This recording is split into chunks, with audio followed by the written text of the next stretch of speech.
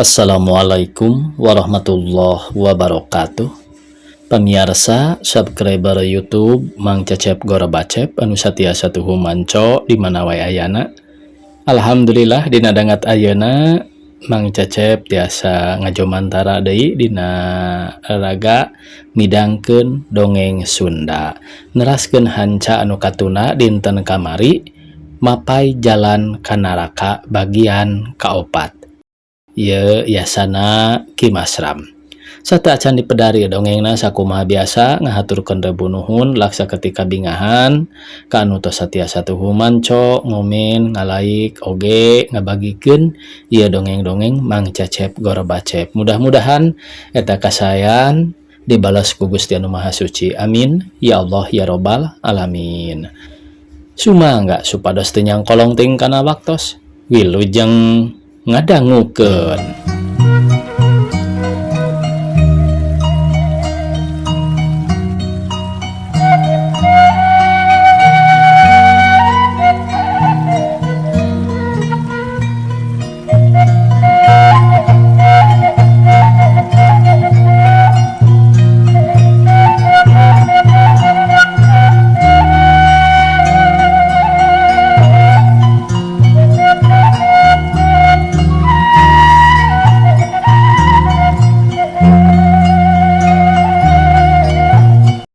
Hulang Den Parman ngahulang pikir keur kolong katambah diangsonan kitu puguh we jol ka irot. Den Parman kaolo ku omongan pamana.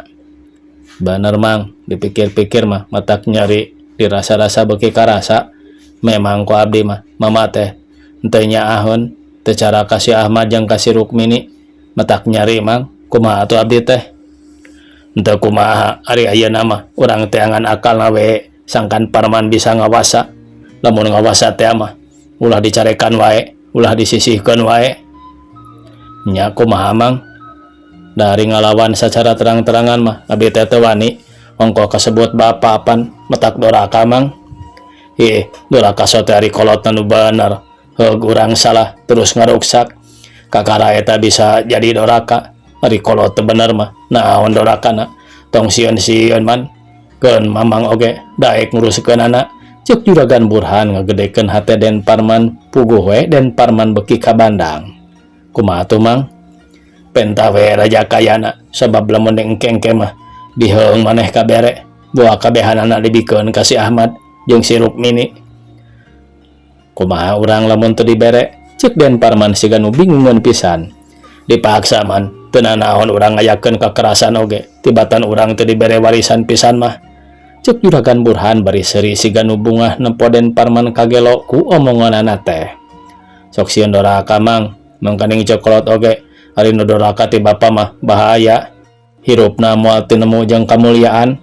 Saumur hirup pasti sangsara, ruksak dunya akhirat, neraka jahanam bagianana. Cek Den Parman gede kasieun. Ya Parman, ari doraka mah lain dijahat wae. Ku ngalawan oge geus doraka cing sakitu Parman ti popolotkot ka mama geus ngalaman doraka acan. Iraha Parman sangsara, iraha Parman cilaka jeung nyaho henteu nu kumaha ari nu disebut doraka teh. Budak ngora bet leutik burih kajeun nandangan kapeurih tibatan daek ngalawan mah. Nah Parman teh rek sabar wae nepi ka paeh. Na teu hayang model si Ahmad sakitu Parman anak nu panggedena. Wajib Parman nu kawasa ngatur kana sagalana. Komo ayeuna mama geus sakitu kolotna. Moal lila oge paeh. Cing lamun mama paeh Parman arek kumaha? Nah arek cicing wae. Nah teu hayang ku sawah jeung kebon. Imah nu lain hiji dua imah. Bet balat lamun nepi ka cicing teh. Cek Juragan Burhan terus mapanas ngahatean. Terus terang we Mang, lamun mama nepi ka hentena buka waris. Wah si Ahmad jeung Rukmini mah moal dibere paling-paling dibere imah hungkul hiji sewang. Lamun rek menta loba-loba mah geus tangtu ku abdi moal dibere. Cek Den Parman. Bener Man, kudu kitu sawajibna. Da Parman mah anak panggedena. Keun Mang nu bakal nguruskeunana mah. Lamun si Ahmad atawa si Rukmini ngagugat, Mang nu tanggung jawabna. Wah, ari si Ahmad ngalawan mah ku abdi oge ditampiling atuh Mang.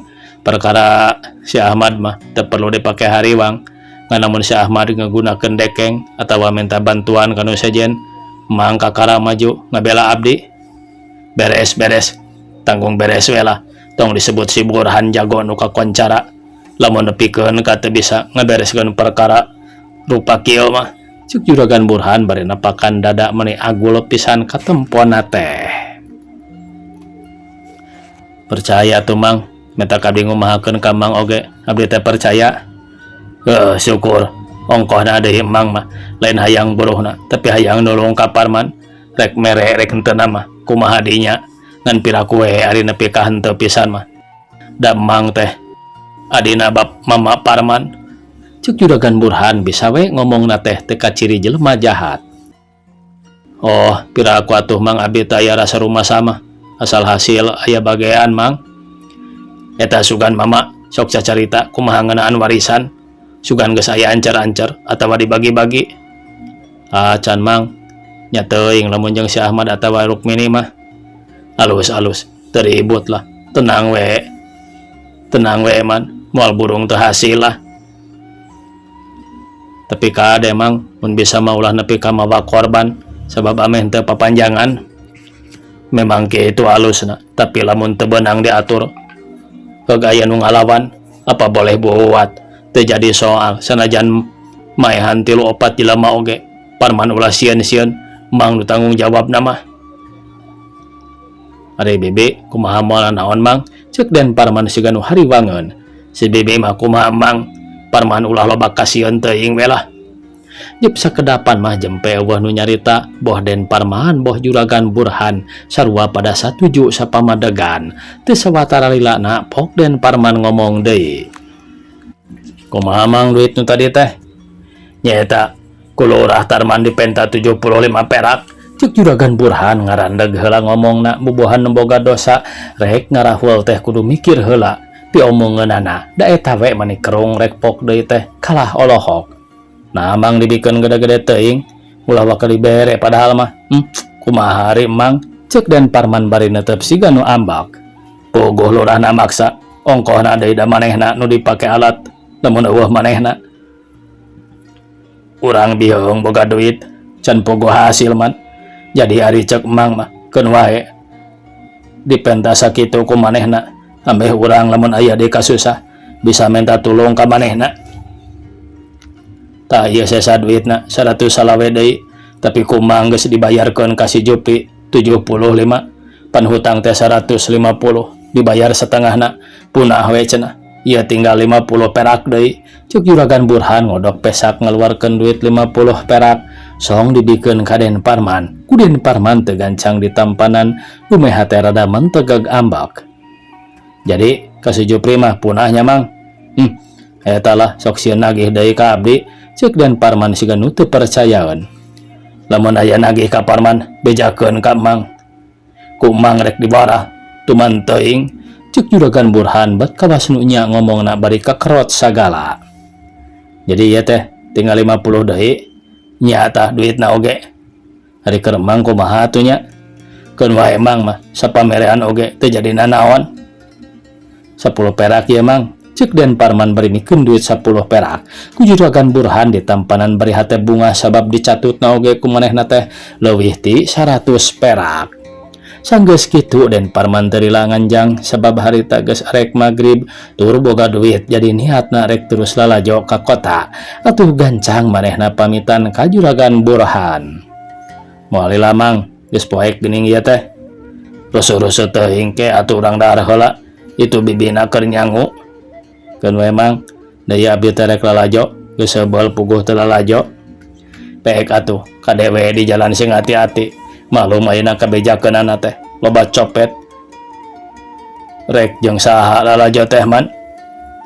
Jeung saha we mang? Ceuk Den Parman bari jung cengkat nangtung. Ari eueuh batur mah jeung si Gomar atuh, si eta mah dawanian. Mun aya itu ieu teh manehna bisa diandalkeun. Percayalah si Gomar mah murid emang nu nomor wahid. Cuk Juragan Burhan nitah jeung si Gomarnya eta muridna nu kaitung murid nomor wahid minangka wawakil Juragan Burhan. Nya dek diajak sugan daekeun wae atuh si Gomar mah. Malah dina ngajalankeun rencana urang oge mangrek ngagunakeun tanaga si Gomar wanian geura manehna mah kana sagala rupa teh main jekuk bae. Hahaha, janji beres lah man, cek juragan Burhan. Ari main tanaga si Gomar mah meureun kudu main buruh mang, leung mun sapamadagan nurut kana parentah urang beri jeung daek dibere saeutik.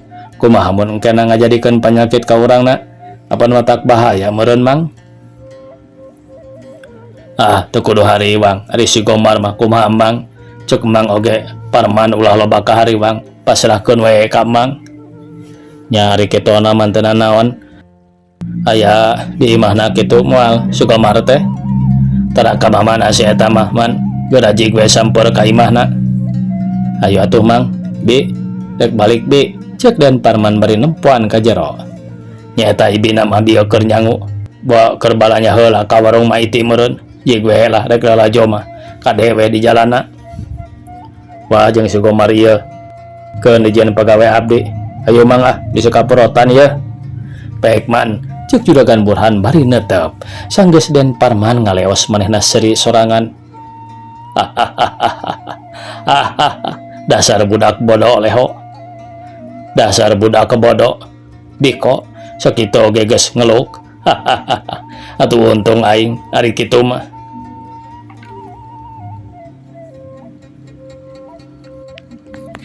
Gancangna carita dan Parman muru ka imah si Gomar demi harita si Gomar keur aya di imah. Da puguh unggal poe oge tara indit-inditan gawe teu boga gadag moyan jeung sare mun peuting sok main kartu atawa ngadon babadog. Memang si Gomar teh geus sohor murid juragan Burhan nu nomor wahid jago nu can pernah asor surup kana rupa jeung dedeganana. Irungna mrupa non bolotot hunturang ngeteng pangawakan jangkung gede leungeunna mani babaling bingan. Adatna kasar jeung babarian teu kaup kasinggung saeutik sok terus nafsu jeung beuki pisan ka awewe. Da sohor atuh tukang mukakeun underokna teh teu kaup nenjo nu geulis kajeun teuing saha, kajeun teuing pamajikan saha. Sok dipaksa wae digadabah tapi manehna sorangan teu boga pamajikan da eta boga oge taralila. Eueuh awewe nu kuateun ku adatna. Harita si Gomar aya di imah manehna teu indit main dumeh teu boga duit. Barang nyaho didatangan ku den Parman teh manehna mani bunga guragiru manehna mukakeun panto. Ai geuning aden sisinan tenan keur sarurumpaheun ka mang banggalinggi den, cuk si Gomar ngabagiakeun mani dareh dehna keran. Sup den Parman ka jero oge kaladiuk geus kitu pok bae ngomong. Nyaeta kuring teh hayang panggih jeung mang tina sakitu kalilaan anak tepanggih kumaha mang teh cagor. Ya pangestu den ari awak mamang teh mung biasa teh batin mah. Hehehehehehe. Rusuh kuring teh mang matak rek gancang-gancangna nya kieu mang. Ari mang Burhan geus ngayakeun babadanian jeung Mang Acan. Babadan tenan naon perkawis teh. Babadan tenan perkawis aden teh kitu. Nya parantos aden parantos ari kitu kumaha bade dipidamal ayeuna den. Henteu engke we lamun geus nepi kana waktuna kuring mah nanyakeun wungkul syukur ari emang geus nyaho mah kuring teu kudu ngadongengkeun deui jeung ngeurog-urog ongkoh ceuk den Parman. Punten we aden mang teh teu tiasa ngahormat pisan. Da kumaha geuning teu aya sasaha pisan mang we sorangan di dieu teh. Nah mang teh geus teu boga pamajikan tos lami dipirak den. Neangan dewe atuh mang loba ieu awewe mah. Cek den Parman ngagonjak. Kedah ku artos atuh den, ari mang ti mana artosna? Upami gaduh mah wah ti kamari oge parantos panginten nyandingkeun tilu mah. Oke mang, lamun rencana kuring beres tangtu mang sugih duit. Tah di dinya mang bisa jadi raja mang, cek den Parman terus ngahatean. Mohon den, mang mah hoyong enggal-enggal beres lah. Menitos asa dina panon we yo duit teh. Da beres den. Cek si Gomar siganu yakin pisan yen pagaweanana teh bakal hasil. Tah syukur ari kitu mah ayeuna kuring tenang ngan kada dina waktuna kudu siap sadia. Beres Den, beres lah. Sanosaina oge mang masiap we Den. Ari ayeuna mang salse. Salse Den, bade naon kitu Aden teh? Nyata kuring teh hayang lalajo, tapi eueuh batur. Lamun emang keur salse mah, ayo we ayeuna milu jeung kuring. Mangga Den. Hehehe. Resep teman pangintanya, tos lami emang mah teu nongton. Cek si Gomar siga nu atoheun pisan dibawa lalajo teh. Ayo atuh, urang indit ayeuna. Mangga Den, mangga. Si Gomar gancang disalin make celana pangsi baju hideung bedog teu poho diselapkeun dina cangkeng kaciri pisan jagona teh. Gejrig duanana turun ti imah celakana sado. Niatna arek indit lalajo. Cag urang tunda lalakon Den Parman. Repeting berai berang peting kaganti ku berang nyarelekna waktu teh teu karasa tina ku betah-betahna urang hirup di alam dunya. Nyaho-nyaho umur geus ngorotan awak loba-robahna pipi peungkeur jadi kenyod kuntu beres jadi ompong asal jag-jag jadi rompo pertanda geus deukeut kana waktu mulang ka tempat asal. 2 tahun teu karasa kaayaan Juragan Suryaman loba-robahna ayeuna geus kolot pisan katambah nandangan panyakit nu lain enteng-enteng. Anjeunna geus ripuh teu walakaya malah geus hese rek cengkat-cengkat acan atuh Den Ahmad jeung Neng Rukmini ngarasa bingung sahanteuna nempo bapa gering ripuh loh lah teu puguh rasa sedih campur jeung nyeri nu akhirna ngadatangkeun rasa hariwang. Maklum beuki dieu teh Juragan Suryaman beuki ripuh bae panyakitna beuki parna dokter dukun eueuh nu mental. Tapi Den Ahmad jeung Neng Rukmini ente pondok pangharepan manehna teu oleh penasaran hayang nyageurkeun nu jadi bapa. Teu sirikna unggal poe Den Ahmad ikhtiar neangan dukun lepus tapi tetep Juragan Suryaman eueuh pisan mendingna. Angot kalah beuki parna bae nepi ka salirana tinggal tulang jeung kulit kana barang dahar geus pre eueuh nu bisa didahar ari lain cai mah. Den Parman jeung Neng Rukmini beak pangharepanana ayeuna maranehna sadar yen Juragan Suryaman teh geus moal beunang diubaran deui ngan tinggal nunggu-nunggu dawuh ceuk paribasana mah. Hate maranehna ngarasa sedih lain dikieuna kacipta pisakumahan teuing susahna lamun nepi ka hanteuna teh hirup masih keneh hejo masih keneh kudu narima bingbingan tinu jadi kolot ari ieu kolot geus sakitu ripuhna geus teu bisa nanaon pisan. Sabalikna Den Parman nyaho kolot kaayaan kitu teh manehna tenang-tenang siga nu hare-hare jauh tina kasedih bet siga nu bunga da eta wae kolot kitu manehna mah indit-inditan tara pisan cicing di imah gawena lalajo jeung pelesiran sering ku Den Ahmad digeunggeureukkeun tapi eueuh nurutna. Sabalikna kalah malik ambek maseaan ka Den Ahmad jeung Rukmini. Kaayaan sifat Den Parman kitu teh Juragan Suryaman beuki ripuh sabab sahanteuna keur mah teu kuat ku penyakit katambah ku mikiran Den Parman atuh teu matak heran lamun Juragan Suryaman nepi ka teu bisa kitu kieu teh.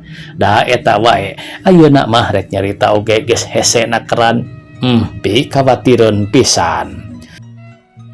Nafsu Den Ahmad ngagegedur teu ngeunah ku kalakuan nu jadi lanceuk padahal mah Den Ahmad teh tara ambek model kitu biasana tukang sabar tapi ayeuna wani ngalawan ka Den Parman wani nyentak wani ngelingan puguh katarimana ku Den Parman mah lain hade tapi goreng Den Ahmad dianggap campelak lancang kumaha wani ka manehna. Sering pisan Den Ahmad jeung Parman pabentar malah kungsi rek galungan ngan disapih ku Neng Rukmini malah terus diomongan sangkan Den Parman sadar ulah nyiksa teuing batin kolot nu keur gering tapi dasar Den Parman tibata nurut mah kalah kaangot beuki ngahajakeun sapoe-poena jarang di imah ari aya di imah sok musingkeun sok diomongeun wae. Den Parman sering ka imah Juragan Burhan pamanang ngabadamikeun rancana nu ti heula geus diatur-atur. Ku ayana kitu Juragan Burhan bungaheun pisan sabab rancanana geus deukeut pikeun dilaksanakeun. Atuh teu matak heran lamun Juragan Burhan jadi remen datang ka imah Juragan Suryaman teh alasanna mah ngalongok melang cenah kadulur. Ku seringna kadatangan ku Juragan Burhan Den Parman jadi regreg sabab yakin yen pamana teh arek bener-bener nulungan kana kasusahna. Sabalikna Den Ahmad manehna mah tenang-tenang bungahna teh pedah paman jadi bager nyaah ka bapana saeutik oge weus curigana naon lumeh wae juragan Burhan pinter pisan ngomongna siga-siga nu bener teu boga niat jahat. Ngan Neng Rukmini nu rada curiga teh manehna teu pati loma teuing jeung pamana sanajan juragan Burhan ngomong kitu ngomong kieu oge ku Neng Rukmini mah tara dianggap hareupeun mah nya soteh ditukangan mah ngomongkeun ngagorengkeun geus sababaraha kali Neng Rukmini nembongkeun kacurigaan ka Den Ahmad tapi Den Ahmad teu percaya sabab ari Den Ahmad mah jelemana sabaran lamun acan aya bukti mah Den Ahmad can bisa nuding. Juragan Suryaman oge gede kacurigaan anjeunna nyangka yen juragan Burhan teh rek niat teu hade tapi teu bisa kumaha bororaah ngobrolkeun perkara kitu kumikiran panyakit oge anjeunna geus teu tahan atuh akhirna dipendam dina jero angen jasmani ruksak rohani oge ruksak angot kalah beuki ripuh wae. Harita teh isuk-isuk Den Parman aya di imah sedang kaayaan juragan Suryaman keur meujeuhna parna socana tos layu. Ngapan renghap ranyug leles daya tangan pangawasa atuh Den Ahmad jeung Neng Rukmini teh teu kaluar ti kamar malah ti peutingna keneh maranehna nungguan dumeh hariwang pinuh ku kasieun. Katara Neng Rukmini ngalimba cipanona nyalangkrung sedih ku nempo kaayaan nu jadi bapak nya kitu deui Den Ahmad. Ngan Den Parman anu teu sakitu nyaho bapak keur sakarat teu ngelolo acan. Aduh, barudak Ahmad Rukmini kadarieu sing deket ka mama cek juragan Suryaman maninggeus ripuh nakaran. Mama, iya abdi mama. Duh, mama singkiat, mama singkiat. Cek Den Ahmad ngalimba gek diuk gigireun juragan Suryaman ari Neng Rukmini ngaguk-guk cerik bari nyuuh dina kasur. Rukmini anak mama ulah cerik gelis da mama mah teu kuat kieu. Mama, mama abdi sareng saha atuh ari mama ngantunkeun mah. Aduh Gusti cek Neng Rukmini. Geus gelis anak king hidap oge Ahmad ulah rek cerik ngaluarkeun cipanon nya anak king. Kamana ari Parman lanceuk hidap. Aya mama di kamar panginten. Ji geroan penasaran mama teh hayang mama tahan ka Parman hayang ngelingan sugan wae Parman jadi sadar buru-buru geroan ka dieu gitu mama hayang nempo heula beungeutna. Cek juragan Suryaman meuni semunu beratna keran karalak las semua anu geus teu tahan renghap deui anjeunna ngarenghap. Mangga mama cek Den Ahmad bari jung cengkat koloyong kaluar rek ngageruan Den Parman barang geus datang ka patengahan kasampak Den Parman keur diuk bari udud siga nu teu mirosea pisan. Rek Den Ahmad dateup hate mah ngenes nyeri tapi teu wani riributan sabab nyaho kaayaan bapana teh keur werit jadi lamun rek ambak teh sok sieun ngaganggu ka bapana. Ari Den Parman jongjon wae nyerebung-nyerebungkeun haseup ududna siga nu ngahajakeun. Kang, mama teh wales Kang, cek Den Ahmad. Kan wae atuh, nangkul dikumahakeun, apan geus diubaran, geus ka dokter, geus ka dukun, matak teu caker oge meureun, geus kuduna kieu, tembal Den Parman jongjon teu ngareret-reret acan. Sanes kitu Kang, ari abdi mah bilih bae Kang ngaraos panasaran ka mama. Sarengna deui ku mama teh, akang dipiwarang ka ditu. Saurna oge hoyong pendak heula sareng akang, cek Den Ahmad. Naon perluna maka jang hayang panggil sagala bogo akang tarik indit. Kang sing emut mama teh rama akang bapak abdi sakedahna pisan urang hormat taat ka sepuh komo ieu mama nuju walas kieu mangga emutan ku akang emutan atuh Kang ayeuna mengpung mama aya keneh dari nilai kana syariat mah mama teh tos repot pisan teu aya deui kasempetan kanggo urang nyuhunkeun dihapunten. Ari sanes ayeuna mah mangga Kang gerak kalebet hawatos mama bilih keseleun ngantosan cek Den Ahmad. Barina oge akang mah teu boga dosa tapi hari kudu-kudu teuing mah teu nanaon cek Den Parman cengkat nangtung meuni semunu haroream nakeran. Subden Parman asup ka kamar manehna teu langsung nyamperkeun ka nu gering, tapi kalah ngajanteng gigireun lomari. Ret Juragan Suryaman maksakeun ngareret ka Den Parman, pok nyarita pegat-pegat. Man, ka dieu man. Koloyong Den Parman ngadeukeutan gek diuk dina kursi paromana tetep tenang eueuh pisan kasedih. Sumawona ka nyeri nempo kaayaan kolot kitu mah. Parman, mamah teh sigana mah geus moal bisa lila deui. Nempo anak geus deukeut. Rasa mama teh kana mulang ka alam langgeng. Rag Juragan Suryaman eureun nyaritana kapegat ku kaeungap, da meuni nyaklek teh atuh kadengena oge. Mama, ulah nyarios kitu mama. Aduh, mama. Ceuk Neng Rukmini bari ngarontok Juragan Suryaman segruk cerik jejeritan. Atuh Den Ahmad gancang nyeklan awak Neng Rukmini terus dicengkatkeun deui. Ulah kieu min, sok nangtung atuh. Ceuk Den Ahmad jadi gemper teu puguh. Ari Den Parman mah teu ngomongna naon, bibirna kawas nu dirapat. Mama, ieu abdi sereng saha mama? Tenang min, ya akang oge aya keneh. Geus jempe ulah ngagemperkeun, cing karunya atuh ka mama. Maka jeung cerik sagala gandeng lah, ceuk Den Parman bedas. Ari Juragan Suryaman lila teu usik teu malik ngalempreh bari panondara tereret kawas aya nu diteangan, renghap deui ngarenghap sumunu eungap. Rukmini, Ahmad, Parman, ka dieu sing deukeut. Aduh, ceuk Juragan Suryaman. Srog tiluanana ngadeuketan sanggeus ngariung, pok Juragan Suryaman nyarita deui. Hideap anak king. Mama mah sigana geus nepi kana waktuna. Geus titis tulis bagja diri. Mama poe ieu meureun kudu papisah jeung maraneh. Ari beratna mah mama teh natapku. Ngan geus rek kumaha deui, da urang mah manusa ukur boga kahayang. Ari nu ngaturna mah anging pangeran nu kawasa. Mama hampura. Anak king omatnya sadi ditinggalkeun ku mama teh. Maraneh sing sabar tawakal. Ulah pakia-kia, tapi kudu aku runtut raut. Rek jeung saha deui atuh silih asah, silih asih, silih asuh teh. Ari lain jeung dulur mah komo engke lamun mama geus eueuh, maraneh moal aya nu ngurus. Kusabab kitu, maraneh kudu bisa ngatur ngabeberes awak sorangan. Perkara harta banda mama nu sakieu pek urus ku tiluan, ulah sisirikan, ulah hayang sorangan. Anak mama teh tilu, nyaeta maraneh. Keur saha deui ari lain keur maraneh mah. Urus jalankeun sing nepi ka jadi nambahan. Dengan sakieu buktina. Aduh. Mama sing kiat mama, ceuk Neng Rukmini bari nyusutan cipanona.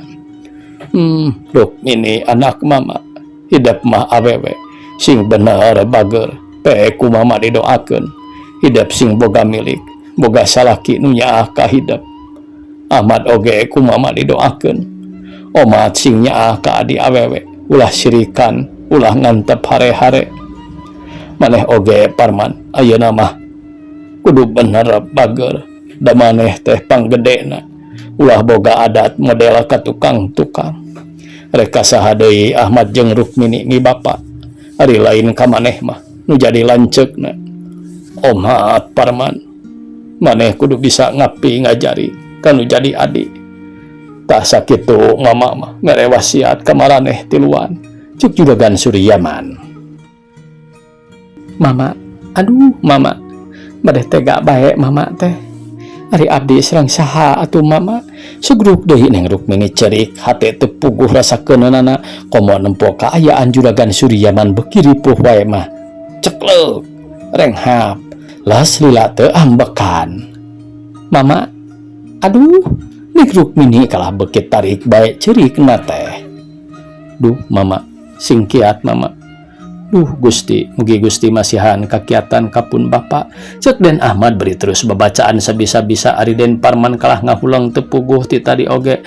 Manehna mah can ngomong sakecap-kecap acan. Diomongan ku Bapak kitu teh didenge teu didenge. Ih, da maniku cempisan. Komo mun kadengen-dengen. Rukmini, Ahmad, geus anak king ulah dipake ceri. Da sanajan dicengcerikan oge. Takdir Gusti nu maha kawasa mah geus moal bisa dihalangan ku Cipanon.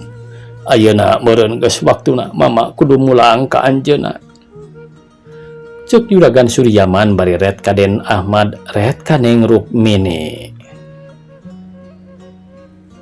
Den Parman kalah kaluar maksudna rek ngabejaan Juragan Burhan pamana lempang rusuh geus teu mikir kanu keripuh ngalawan malakal maut. Waktosna kabujeng sae pamirsa sakitu anu tiasa kapihatur. Wassalamualaikum warahmatullahi wabarakatuh.